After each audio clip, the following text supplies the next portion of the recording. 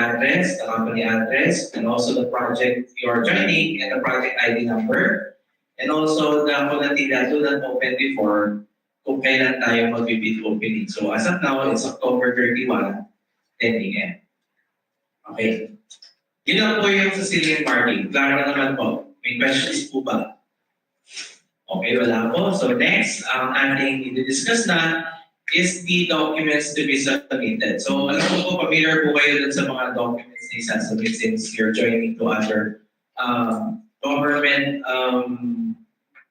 procurement. But for the purposes of discussing it, para mas malinaw po, maintindihan, I will discuss it po further. So for the technical component envelope, first document to be submitted is your PhilJEB certificate of registration. Valid and updated dapat in all pages. This is accordance with section 8.5.2 of the IRR of the RA 9184. So the bidder dapat po i-submit is the valid and updated with your certificate of registration in all pages. Tatlong page po yan.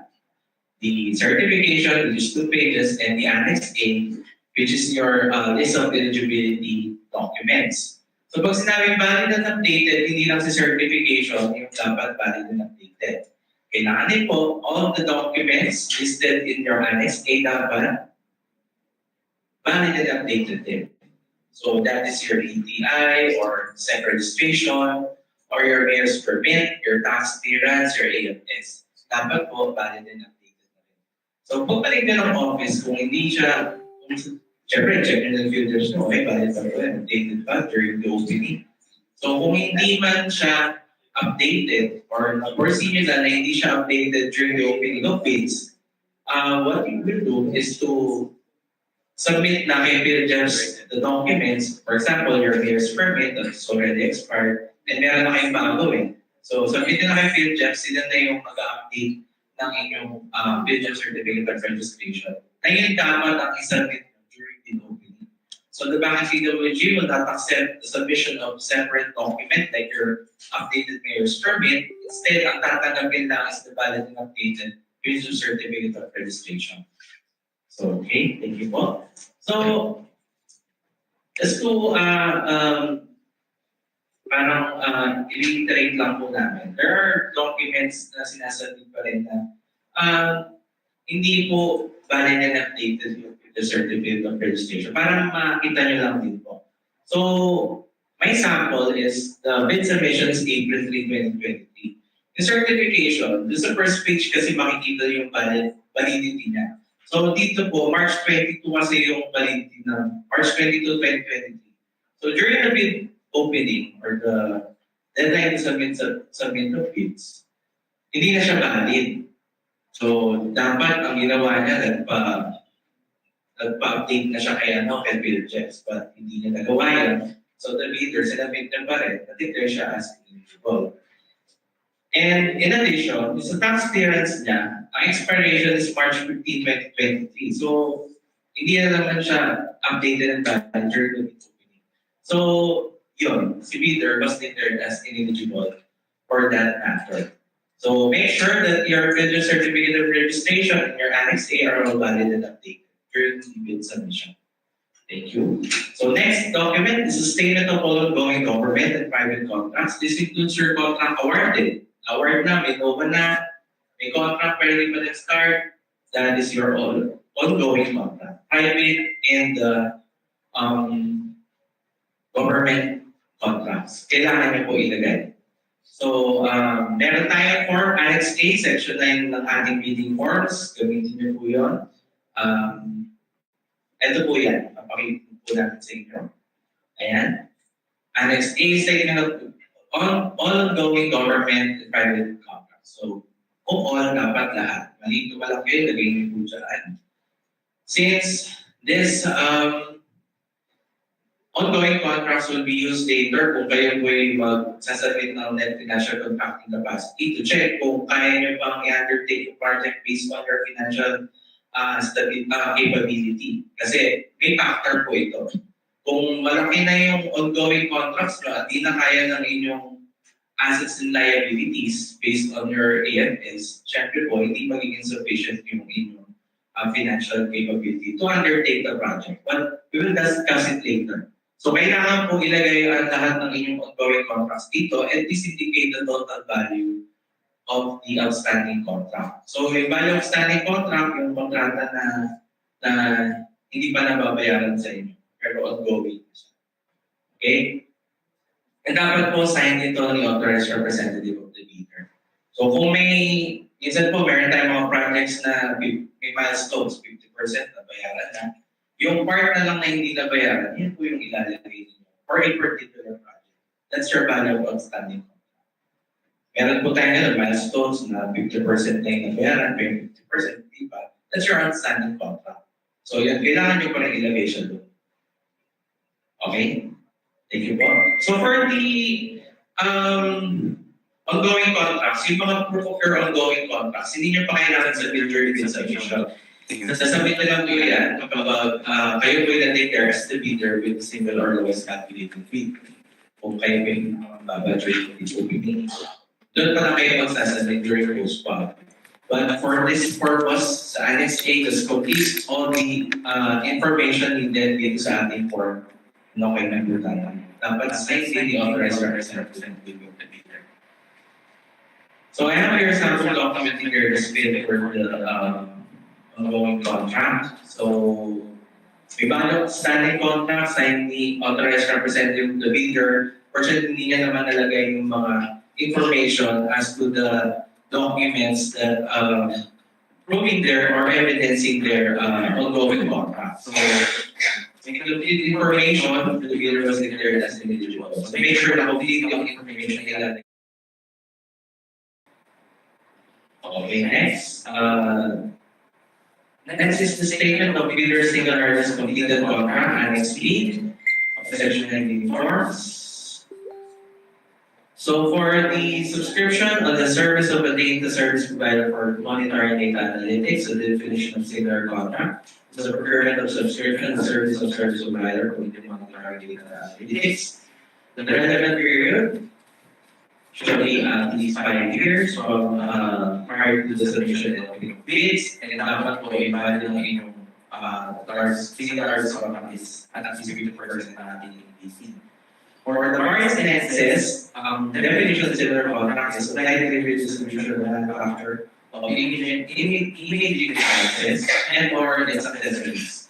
Dapat din 5 years, ang relevant period ng inyong SLCC, and dapat po 25% ng ating EPC. So, unlike po sa Annex A or sa ongoing contract, dito naman po sa singular respective contract, kailangan nyo na mag-attach ng proof ng inyong SLCC. So, meron tayong documents na kailangan i-submit, pero alin po dito is pwede na. End user's acceptance, or sales invoice, or official visits. Any of the three, pwede nyo i-submit as proof of your SLCC. So ito yung form ng Annex B, statement of singular completed contract. Kailangan lang din po i-fill out ang ating form, i-complete ang information na kailangan, and dito po sa last column, please indicate the details ng proof of your SLCC na isasubmit. For example, you submitted the end user's acceptance. Ang kailangan nyo lang ilagay is the date of the end user's acceptance. So official receipt, number lang ng OR. Kapag sales invoice, number lang ng sales invoice. So any of the three po, pwede na yun as proof or evidence ng similarity bidder. And dapat, sign po siya ng authorized representative of the bidder. So, yung paglagay ng details ng ating dun sa mga proof ng ating SLCC. Particularly dun sa sales invoice at saka sa dun sa official receipts. Number na lang yung nilagay natin to minimize the errors of our leaders. So, number na lang po ang ilalagay ng mga official receipts or sales invoices. Dati kasi may mga dates. And nagkakaroon po ng kalituhan sa paglalagay ng date sa ating form based dun sa sales invoice na binibigay. Kasi minsan po, yung sales invoice, iba yung date kung kailan siya prepare, and kung kailan na-receive mismo ng company, ng client ni bidder. Diba sa taas, kung kailan prepare sales invoice, tapos sa baba, kapag sinay na, may date din na ilalagay. And it's not the same day. Minsan, nagawa nga yung Friday sa Monday pa na-issue yung sales invoice. So, nagkakaroon ng kalitunan sa date na ilalagay. So, to minimize errors, ang ginagawa ko ng iba is to tagalin na yung date doon sa ating form na ilalagay. Number na lang ng sales invoice. Subject naman po yung proposal qualification. Kapag we-verified there is familiar with the lowest first thing that bid.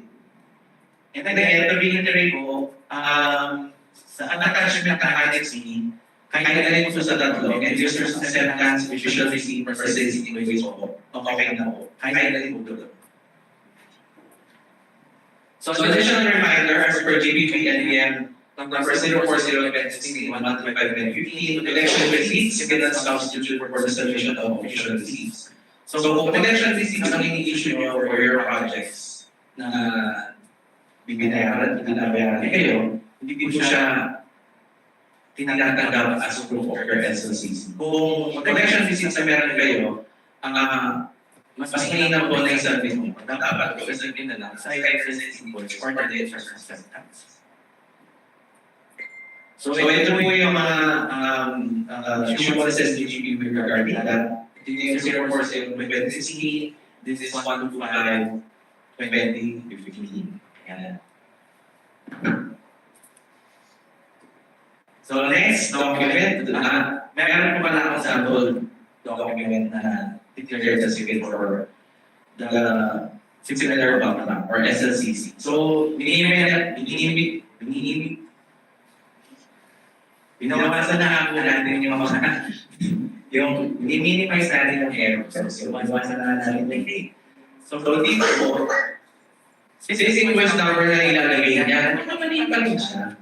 So, ang lalagay niya, instead na, so sa sales invoice niya, 0908, ang lalagay niya, 090880.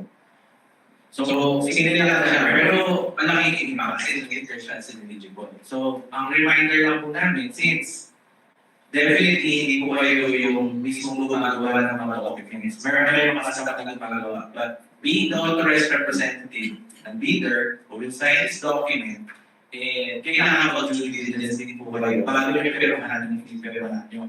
So, check po na yung information, vis-a-vis your mismong documents na inyong pirmahan para tama po yung information na ilalagay. So, minsan po, natawag na lang si bidder. Pwede na lang mo. Hindi ba? Ineligible na siya. So, wala nang burden pa. So, make sure before you submit it, before you sign it, check it po na. So, hindi lang dito po, pati sa ibang documents. So, yan.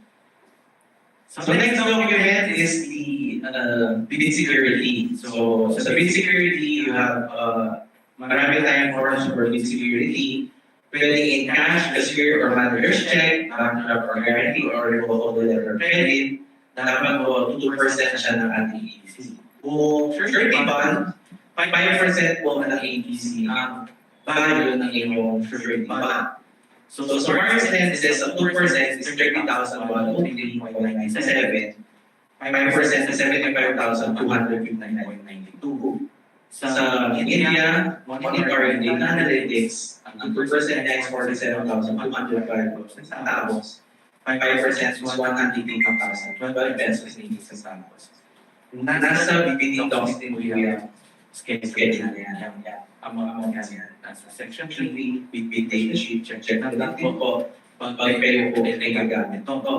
So kung ayaw yung itong form na to, itong form of bid security na ito, meron pa tayo isang form, and that is the section of a legally signed and authorized bid security declaration. So meron tayo bid security declaration form sa agency ng ating documents. Kung ano yung gamitin, kailangan na po signed by the authorized representative of the bidder. Meron tayong journal statement. Yan po yung subscribe for to before meeting this blah. Yun po yung journal statement. Hindi po lang yung susunod yung journal statement na yun. Ito po yung isa ng real estate. This is totally ba? And also, yung information na ilalagay dito sa general statement is the ID presented ninyo sa notary public na notarize ng documents. So, dito po, the fine exhibit to be is her, for example, driver's license, number, and 2552 blah, blah, blah, with her photograph signature there. And dapat po, duly notarized, duly notarized, signing notaryo, may registry number, the document number, series, book number, series of, then po dapat. Baka po isipin nyo na medyo OA kami sa pag-emphasize nito, no? Bakit? May naglalagay talaga na sa part to ang nakasulat, jurat. O kaya, jurat statement. Nakasulat yan. Yung word na, yung phrase, jurat statement. Automatic and eligible. Yan kaya ang i-illustrate namin ngayon yung after jurat na. Kasi baka nakaka-mislead yung sinasabi namin na do not forget to put the jurat. Siyempre, naglalagay talaga ng sinusunod. J-U-R-A-E. Diyan sa part na yan. So, pasensya na kung talagang back to the basics ang explanation namin in our earnest desire to make you all eligible. Thank you, ma'am. And then also, yung jurat statement na yun, yung subscribers word na yun, naka-indicate na yun sa bidding cost natin. So, pupapay nyo na lang, kumpleto nyo na lang yung admin statement with your information. So, yun po. So, meron pa rin tayong sample, ito the script for the Annex C, user integration. So, ito po, talagang hindi na ilagay yung subscribers form na jurat statement. So, to be reader was there is eligible for that. Notarize siya sa authorized representative bidder, lang representative statement o yung subscribers for damo. So, yun. So, next document, and then, this is the complete one. So, sign siya, the jurat statement is complete, OFWE card, the number, duly notarized, meron document ng page number, book number, series of. So, yun. So, make sure kapag check na yung documents nyo, please check pa rin po kung kompleto po ang yung sinasabi. So, next, these are other technical documents for the subscription and the services of the service provider video monitoring analytics, conformity with Section 6, schedule requirements, and conformity with Section 7 technical specifications. Requires next is schedule of requirements, the technical specification, and the brochure or other technical or technical data sheet features the specification and the documents of the item being ordered. That shows conformity with our specifications. So next is the duly signed and authorized omnibus form statement or OSS for Annex B of Section 94. So attach your OSS or your omnibus form statement. I will discuss it later. So OSS po kailangan meron ng authorities authorized representative to represent the legal. For corporation or partnership, cooperative, design, authorized, secretary certificate, board or partnership with the special or SPA or special partner, attorney. Kung ano po yung applicable. Partnership, joint venture, duly signed and authorized special power attorney of all the members of the JVP. Equal power to its officers design the OSS officer as a bidder. And in case of sole proprietor, kung hindi si sole proprietor sa set of documents, kailangan niya pa rin mag-issue ng special power of attorney sa kanyang authorized representative to sign and do acts to the representative. So ito yung OSS. I'm sure ay clear one sa ang OSS for. Wait lang po.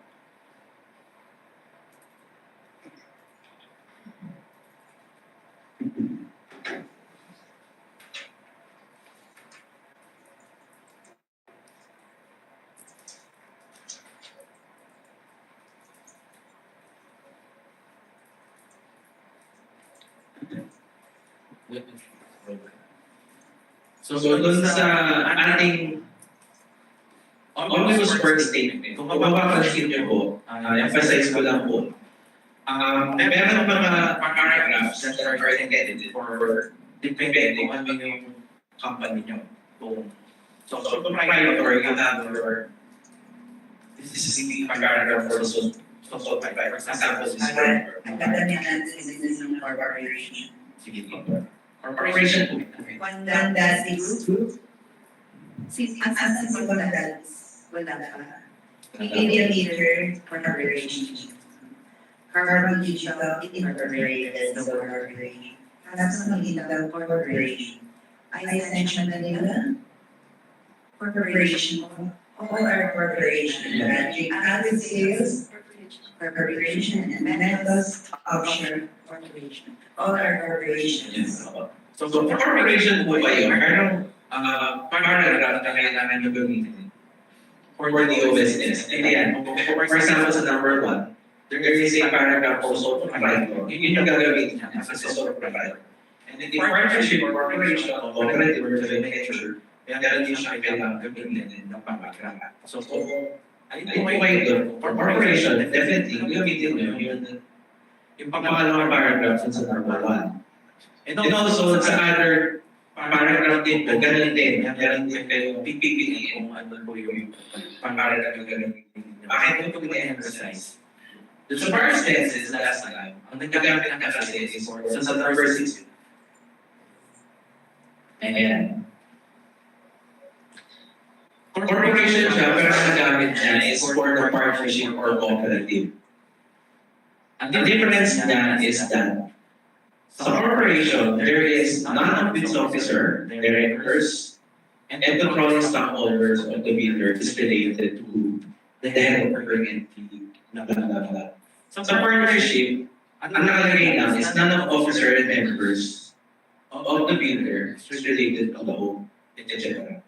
So there's a difference. Kung corporation ka, dapat na ginamit mo is the paragraph for corporation, hindi for partnership. So yun na yung naging grounds niya for ineligibility. Seen in the fatal, since maaaring yung directors or controlling stockholder is related to the whole, or whoever that is related to this project, dito sa company. So yun po, naging grounds siya for the ineligibility. So make sure na tama po yung pipigit nyo na paragraph. Bigyan yung kapag. So clear po. Thank you. So next. And the same says omnibus work statement, all this is sinabi ko po kanina, essentially authorized representative of the leader, and also the adjournment statement, the community information, and then also duly authorized. Yeah. And then pa meron pa akong naalala ng isa pa. Doon sa authorized representative, make sure na yung, kasi meron nakakaraan ng leader,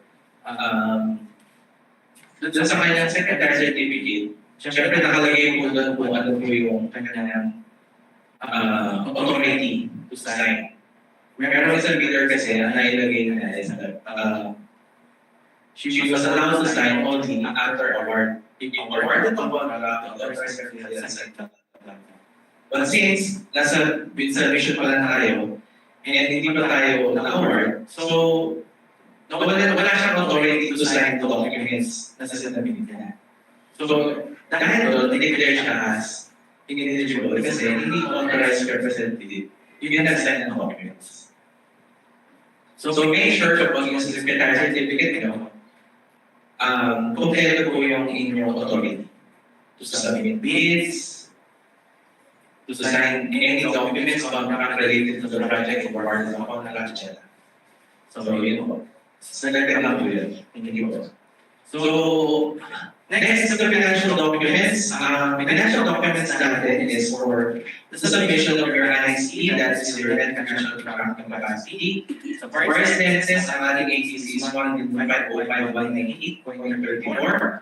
And dito po ipapakita nyo yung detailed computation ng inyong net financial capacity. So your current assets, your net financial contracting capacity, ito natin makikita kung si Peter is capable of undertaking this project financial wise. So kung kaya nyo i-undertake pa yung project.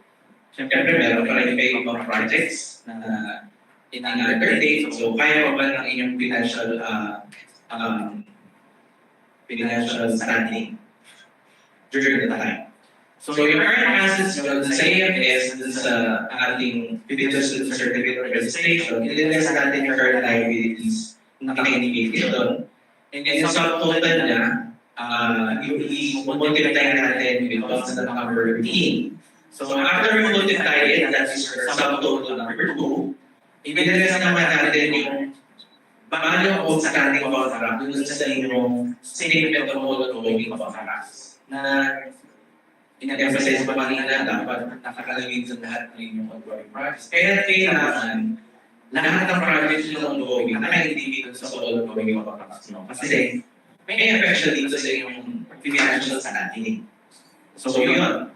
Kung next natin, dapat yung net financial contracting capacity is at least equal sa ating ABC. Once is equal sa ABC, okay na tayo. Okay? Dapat section of price representative of the leader. So sa bar expenses, 1,505,190 pesos sa 34 centavos. Sa meter monitoring, 2,360,256 pesos. Same na, detailed computation na dapat at least equal your NFCC to sa ating ABC. And also dapat sa ating authorized representative of the leader. So syempre, dahil marami may projects, may probability na hindi pumasok yung NFC sa ABC. So meron na tayo isang options. That's the solution of a committed line of credit versus probably universal or commercial account. So may pinaport tayo niyan, annex E1. Pwede nyo gamitin kung yung inyong nagagamitin for your financial standing. And dapat lang po, equivalent siya doon sa 10% na ABC ng project na inyong sasabihan. So yun, before tayo doon, bigyan sa lang sa may baka mo, and then dapat at least 10% na ABC. So that's your for your NFCC. So meron na example document in terms of the NFCC. So dito po, sa AFS submitted na, current assets na is 2,700,000 pesos, 500 pesos. Total na. Ang current assets, yung current assets, ang current liabilities na 0. So, dun sa NFCC na mismo, current assets na is 2,983,000. Current liabilities is 173,400. So, may discrepancy sa nilagay ng details. May discrepancy between the NSA and sa NFCC na sa gamitan. So, syempre, sa DWG, si Peter, bakit mo iba yung nilagay nyo na current assets, current liabilities sa NFCC? Ito yung nasa NFCC nyo. Which is dapat, di ba? Valid and updated po yung nasa asking na yung PhDs. So, sabi niya, I made dumating po kasi na bago kami ng AFS na updated. Yun po yung kailangan na work with NFCC. So, clearly, hindi niya na-update yung filters niya with the updated AFS. Hindi na na-reflect sa filters. So, that's one grounds for eligibility. Also, yun sa net financial contracting capacity niya, although ginamit nila is hindi yung one, sa updated. Kaya, walang basis pa, hindi WG. Kung saan nanggaling yung mga ngayon. So make sure, again, that your business certificate of registration is updated and valid during the registration. Thank you po. So, may pag-join venture po sa inyo sa September. So for the joint venture, applicable, duly sign, ang sasabihin po is duly sign authorized joint venture agreement, is joint venture already existed. So hindi pa man po, we have a more annex F. So that's a statement for all potential joint venture partner. If you state that they will enter into the JV if ever our contract. And in the bid is successful. So, we can enter into JV kapag successful ang bid. So, annex niya po ng ating bidding documents yung format. Kung may JV na kayo, yung wait sa sasabihin. So, for the JV, for the submission of your technical documents, so each partner should submit your diligence certificate of registration. Both partners must submit your diligence certificate. For the other documents, any of the partners pwedeng mag-submit ng ibang documents. Statement of ongoing, the SCC, the Big Security, OSS, and NFCC, provided na po na yung magsasubmit ng NFCC or the Net Financial Accounting Capacity will also submit the statement of ongoing contract. And ang gagamitin dun sa computation ng NFCC is the audited financial statement indicated sa videos na nagsubmit ng NFCC at saka ongoing contract. Yun lang. Omnibus any of the pero yung ano nyo po, yung authority dun sa magsasign, kayo pa yung i-issue po para. Kasi sino yung magsasign sa iyo. Any questions po? Thank you. So yun na po yung sa technical component and envelope. So kung sa financial component and envelope, this is the second envelope. First is the submission of your bid form, and next week we will have the bidding document. And dito niya nalagay yung bid. So dapat hindi siya mag-exit sa ABC. Mag-exit sa ABC, rejected. And please indicate or specify the applicable taxes na indicated or kasama sa inyong bid.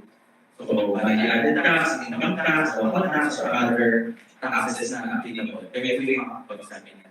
And dapat po sign po ni authorized representative ang ating bidding form. Dito po. Yan. So, attached to your bid form is the price schedule. So, kung your goods is offered from abroad, so Annex G1 ay yung gagamitin. So dito po, we have a form, indicate the item, description about our origin, quantity, and meron po tayong specific na nilagay na may mga formulas po na kailangan gamitin para po dito sa form na ito.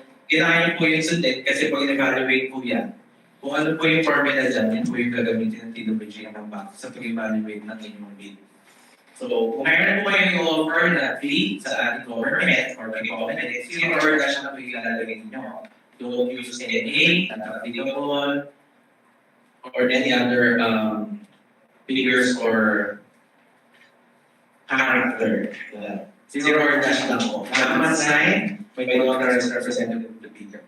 This is for goods offered from abroad. This is Annex G1. Annex go offered or goods offered within the Philippines ang gagamitin nyo is Annex G2. So dito mo, indicate na lang yung information ng inyong bid. So the item description, the country of origin, the quantity, the unit price in XW per item in yung nasa warehouse ka, and the transportation or cost in incidental delivery, sales and other taxes payable to contract sa warehouse per item, mandatory na meron tayong ilagay ng taxes payable sa bawat seven. So hindi siya maging zero, dapat meron taxes payable, ilalagay dyan. Cost of incidental services for column 8, and then column 9 is total or the sum of column 5, plus 6, plus 7, plus 8. And column 10 is the product of column 9 multiplied by column 4, which is the quantity. So yung column 9 is your price per unit multiplied by the quantity, and that's your total price delivered, final destination, which is column 10. Again, yung kung meron po may offer ng fee to government or government, zero or dash na po ang inyong ilalagay. Meron po tayong i-declare as ineligible, lalagyan nila NA pag i-deliver nila. So, make sure zero or dash po. And dapat po sign the authorized representative of the leader ang Annex G. So I have here sample of documents submitted, which is prepared as well. So yan po. Column 6 and 8, siguro nililibre niya yan kay Gobernador. Kaya lang po, nilagay niya parenthesis NA or not applicable. And because our rules, zero or dash lang po, you will order it for speaking to government. So just to emphasize it po, nandito siya as this is one. So zero or dash lang. Zero na yan or dash, okay saan, kaya lang NA. So yun po. Yung sa paglalagay ng paglalagay sa technical requirements, naliwanag po. Yung magsusulat ng paglalagay. Sino naglalaro doon? Sige, mapakita namin sa Minsan po kasi napapansin namin doon sa compliance with technical requirements. Nagkaka-copy-paste yung nag-i-encode sa documents nyo. Yung comply na word, inuulo niya yung buong ng comply. O kaya maglalagay siya na sa magkalaki-laki na font na COMPLY, siguro tinatanan.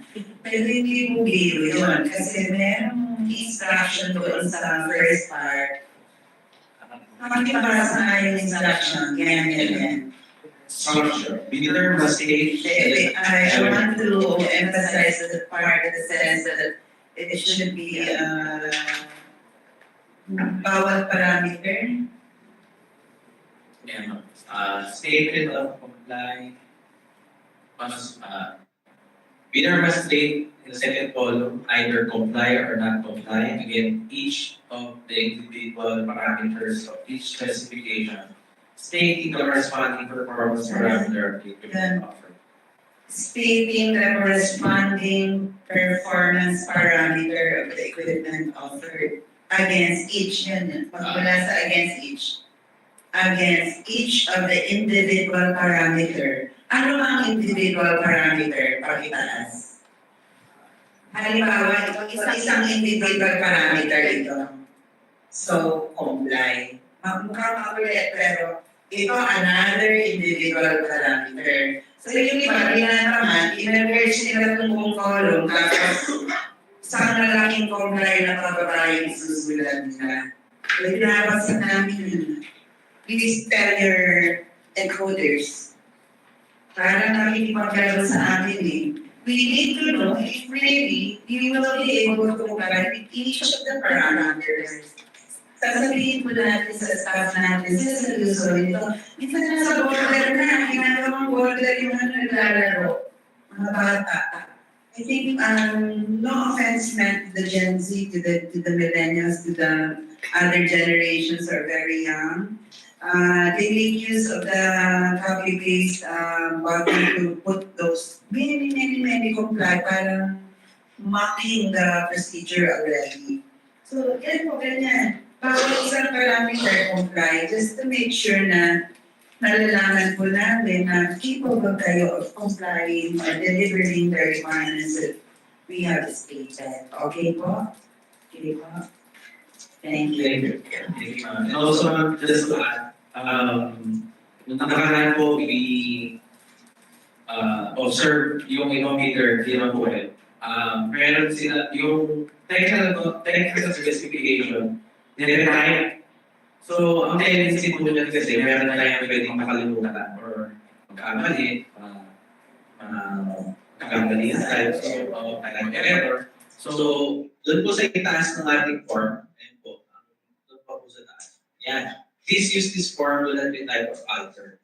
Kung i-submit nyo, yung mismong naka-attach na lang po sa ating billing documents or sa bin bulletin na ating i-issue, yun po yung mismong gamitin nyo.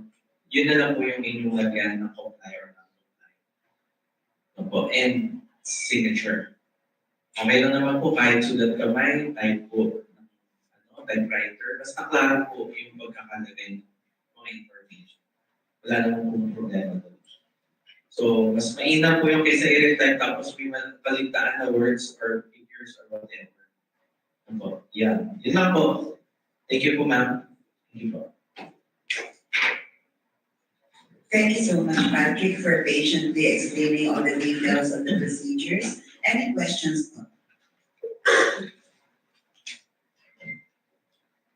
Thank you. We will wait for your written queries to be submitted within 3 days from today. The deadline for the submission of your written queries will be, Patrick, when? October 21, ma'am. That's Monday. On Monday po ang deadline. And of course, corresponding to your written queries will be our answers, which we will publish through a bid bulletin. So ang kabayanan niyo po, lalo na po yung sagot ng ating EIB, doon sa tanong na gaano kayo dapat kadalas mag-submit ng report. And also to the very important question on the scope of the topics that you need to monitor in the internet. Wala kaming quick answer na yun sila, boss. Wala. They are busy. We Pero understand. pinapatanong ko kung hanggang ilang topic yung kaya nilang i-carry to monitor. To the more immediate monitoring prospective leaders, ilang topics po ang kaya ninyong i-monitor within the ABC? Ilang topics? I think gusto na rin sana sumagot, pero baka maparami. Nahalantas tayo sa presyo naman. So maximum po of how many topics? For the media reader, ano po namin, when it comes to topic, wala naman po kami, ano po doon, kumbaga, we can monitor unlimited keywords for the topic. It's just that the concern is about the scope of the report. Kung ano po yung naman po ng report, ano po yung analysis na nakalagay po sa report. And the frequency, as mentioned by Sir Rob. Okay. Thank you. Maging specific na lang tayo sa sagot. Kasi they will consider that in their posting. Hintayin nyo na lang po yung bid bulletin, ma'am, no? So that it will be prepared by those who are in charge of it. Sir, Chair, members of the back, if pwede ako may mahabol na question just so. sure po. Although binasa ko to sa bidding documents na it seems na based to sa terms of payment ng project, wala nakasulat kung magiging monthly ba to or annual or what. So, it also applies kung sakaling ma-deliver namin yung project within 15 days, correct? After issuance of NTP. So, should we deliver the invoice as well for this project? Then wait for 30 days. Ano yung itsura ng invoice namin? Are we going to invoice the first month or the whole year? Kasi wala pong nakasulat na terms of payment. Is it going to be monthly? Since this is a project for 12 months. According to the terms of reference ninyo, parang it's up for discussion pa. Medyo, Sige po. I'd like to understand. Dapat natin Is it going to be per report. discussed dun sa winning bidder upon before signing of the contract, before drafting of the contract? Sir Royce, because this is a very important information then and it will be a factor for you to consider whether to join or not. I think that we should Yes. request the EID to Yeah. include it already in the meeting documents. We- Milestone payments, payment milestones. We have experience po kasi na there's a government agency na after ng 1 year, which is very, financially it's a bit bearing on us. Understood po, sir. Many of our contracts have payment milestones po. So we will request the Education and Information Department to also do that para naman hindi yung baka 2026 na kayo, 2027 na kayo mabayaran. And if the reports or your deliverables will be on a periodic basis, naturally you will be expecting us the corresponding payment. sa inyo. But one thing I noticed with our contracts is that there are milestone payments. Sige po, PACSEC kindly include that in the questions. The question of Sir Royce will serve as the third question. Una yung topics, then how often will the reports be given, and then the third is the milestone payments. Thank you, sir. It's a very valid answer. Any more? Sa canon lens, okay lang, no? Sakto yung mga specs because they're very specific. Yun na yung mismong pangalan ng lens So, no need to explain further on the specs. PWG, any concern regarding your evaluation parameters? Andito ba si Attorney Bunsa?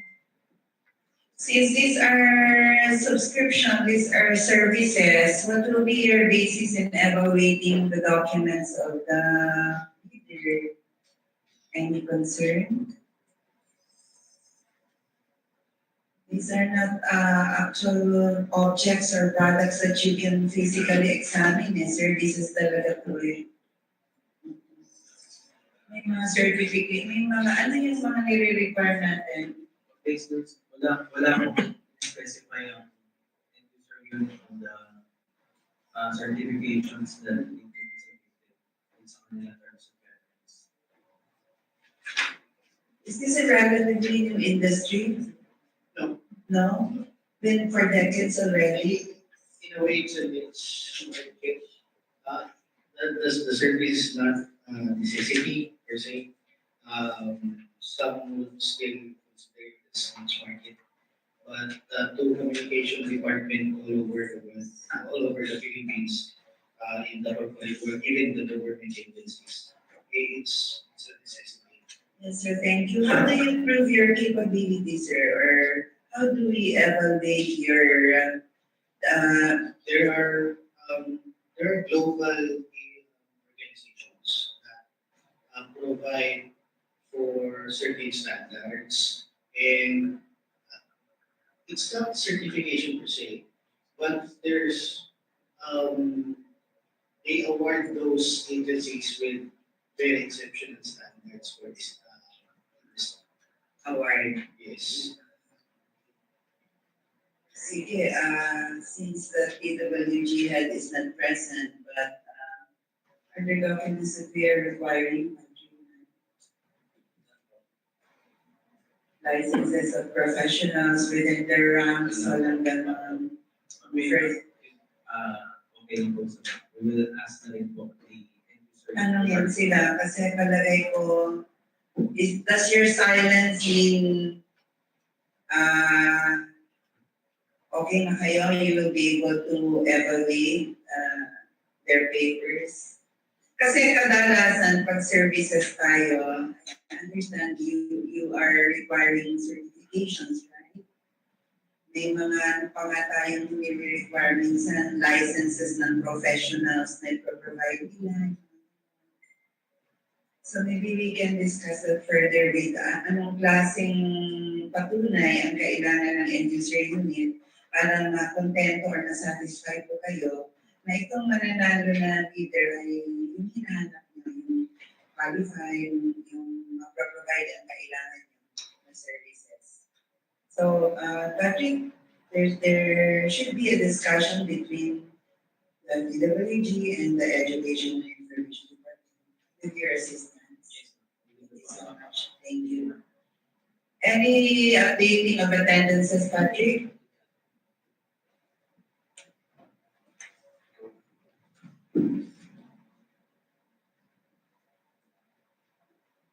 And then announcements.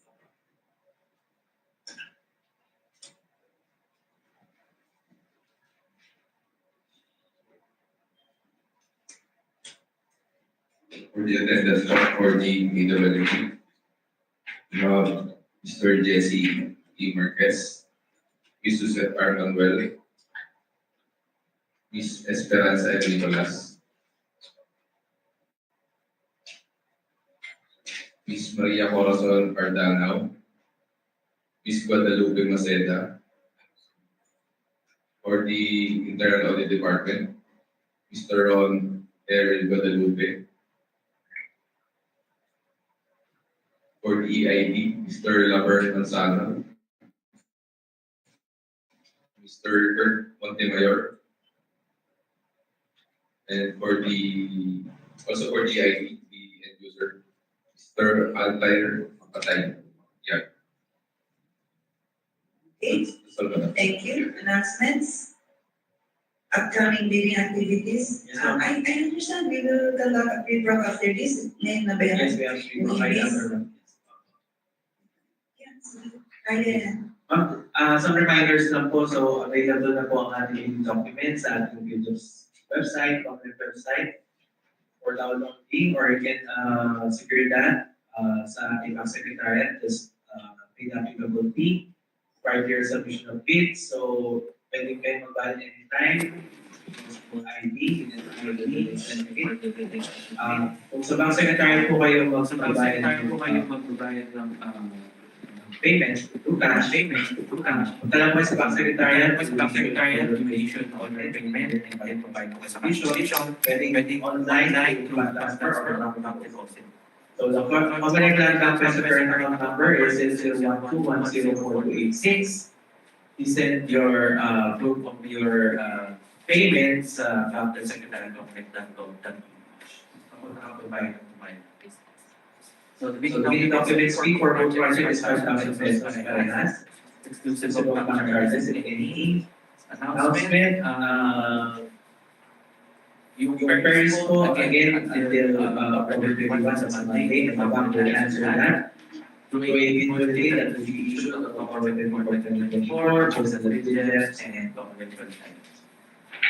And please address your request or clarification of our bank person and then the rest of the bank secretary office at availability. Or any event bank secretary of the bank.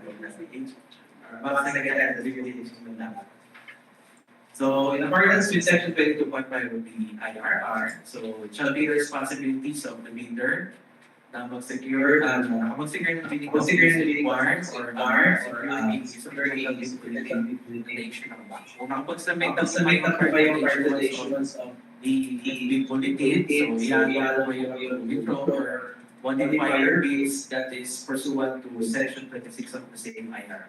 before the deadline. Yes, ma'am. Just before the deadline, dapat po yung modification and withdrawal is prior to the deadline to submit your bids pa rin po. And deadline for the submission of bids for the whole project is October 31, 2024. That's Thursday, before 8 a.m. at the Bank Secretary office at the Premier Building. And the schedule of opening of bids for both projects is also October 31, 2024, 10 a.m. And the venue is here for taking a room. So additional reminders, so please make sure that all forms are cleared up and signed. Check the completeness of your bid submission, tapos review the completeness of bid documents as well as the bid bulletin na issue ng bank, and take pictures ng accepted. So, Chair, really like to request with the vice chair will not also be available. Pasensya na, may schedules, right? Hindi kaya yung 31. Hindi kayo rin po. Nagsisiulit tayo sa prediction and yung first week after that also stay kasi yung Patrick. yes, ma'am. Ano din sa EID? Sa EID. Para sigurado na lang po. We will issue the necessary bid bulletin soonest. For the upcoming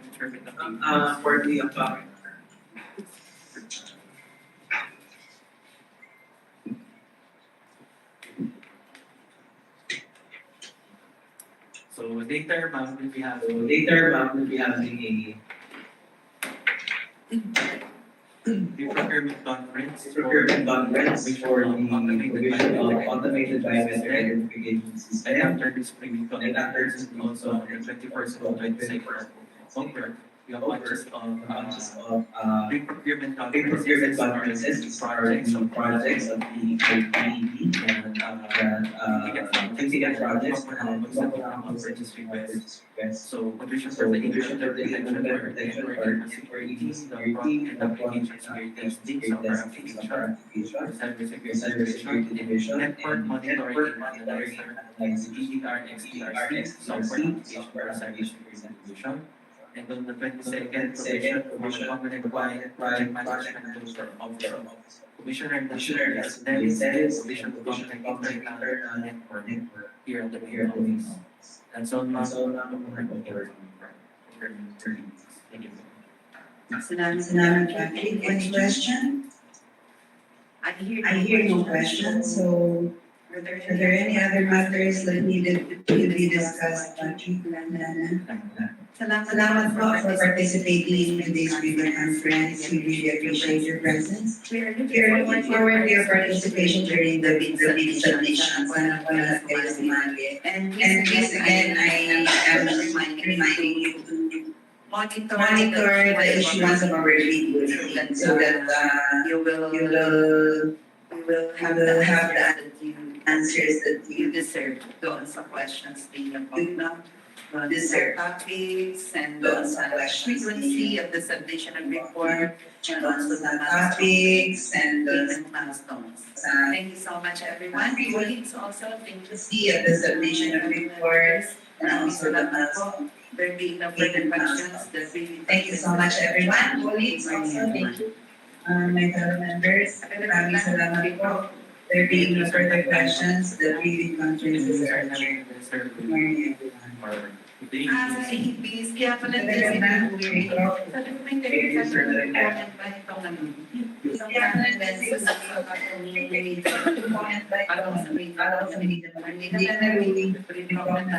Just to update our attendance before this pre-procurement conference.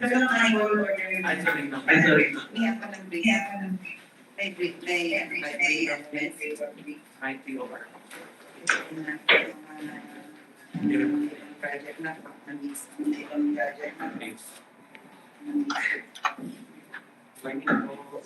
Yeah, so.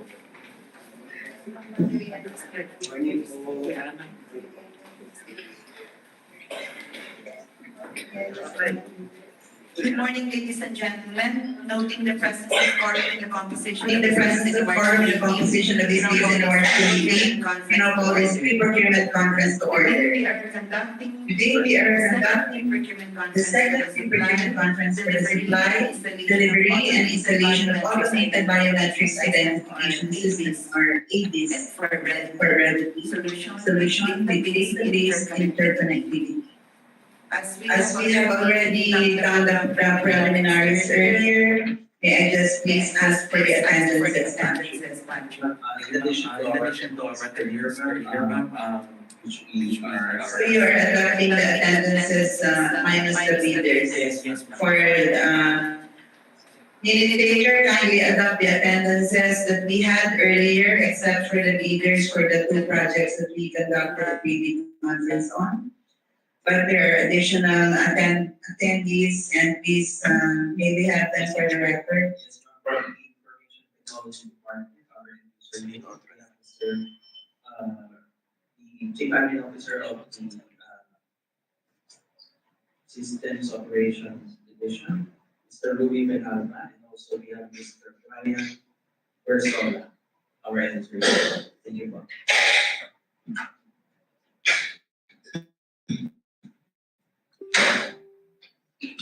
Thank you, Patrick.